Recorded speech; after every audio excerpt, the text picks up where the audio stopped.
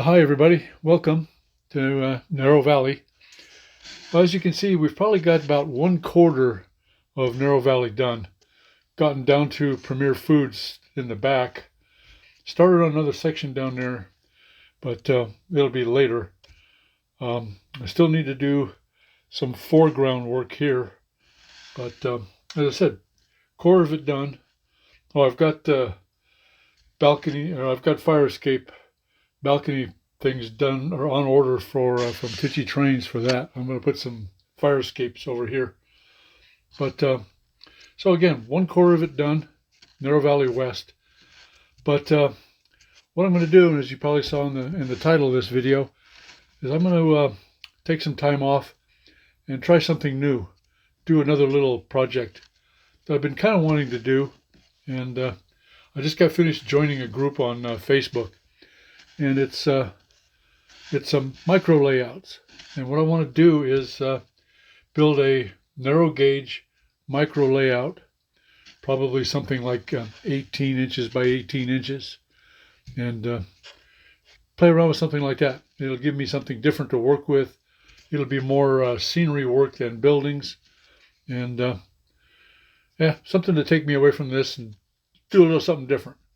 So let me go over to the bench, take the camera over, and show you what I'm thinking about, what I've done so far, and the rest of it.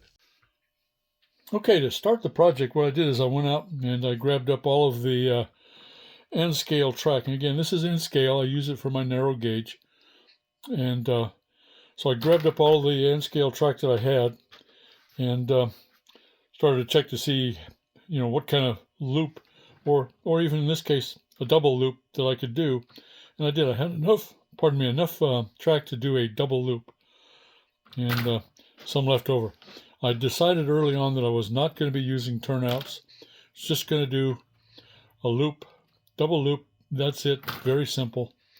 So I grabbed up all this track, and as I started, bending it into a curve, I connected rail joiners at each of the joints, and you can see there's a joint here, and I use these rail joiners from Pico, slid them in place, grabbed my soldering iron and the flux and solder, and started soldering as I was creating the curves.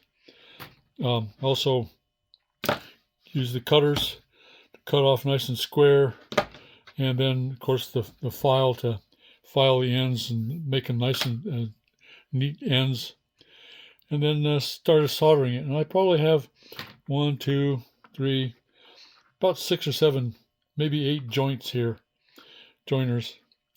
So I got all that. So I have that done. Now my next step is going to be to flip this over and start cutting. Let me flip it over and start doing that. What I'm going to do is I'm going to start cutting and freeing up all of these ties. And ultimately what I'll do is I'll cut some ties, and I'll move these closer to the joiners here. And then I'll probably be removing every other tie, just to give it the space, the gap that you would see in a narrow gauge railroad. So I'm going to start doing that. And then I'll actually start figuring out how to really shape the, whether I'm going to have a larger oval here and a smaller one over there. Not sure yet, but once I get these guys trimmed up the way I want them, the ties removed, then I'll start actually shaping the ovals. Okay, so what I'm doing now is cutting. I'm using my flat blade, X-Acto blade, and I'm just cutting between each of the ties.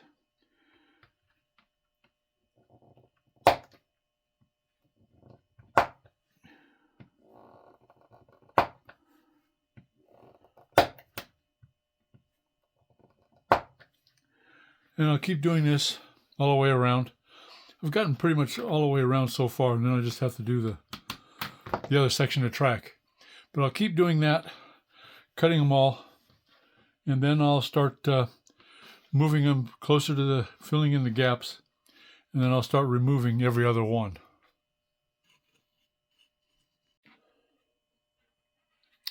Okay, so I've got every other tie removed. Let's see here, we'll pick this up and bring this up here.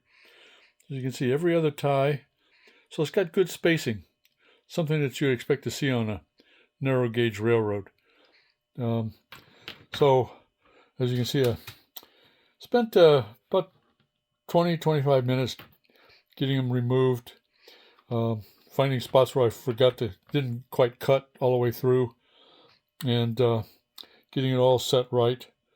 And so got this done, and I got a bunch of plastic ties left over. This done, I guess the next step will be to start planning on what kind of radius I want for each of these. I think the upper one will probably be a smaller radius than the lower one, but we'll see. I'll be playing around with that. But that will be next time. I'm going to end this update with this. And yeah, okay, so one of the other things too is that with all the other stuff I have going on, especially spring and summer, I'm not going to be able to get an update every week. I'm obviously going to try and do better than I was doing with Narrow Valley, which is sporadically every other month or every month or every couple of months.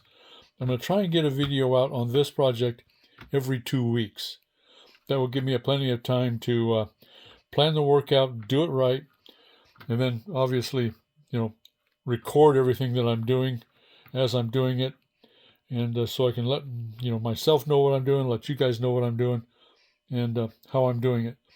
So I'm putting this out Saturday. It'll be Saturday morning, and so then hopefully 2 weeks after that, I'll have another update showing the radius and probably the basic platform that I'm going to put this on.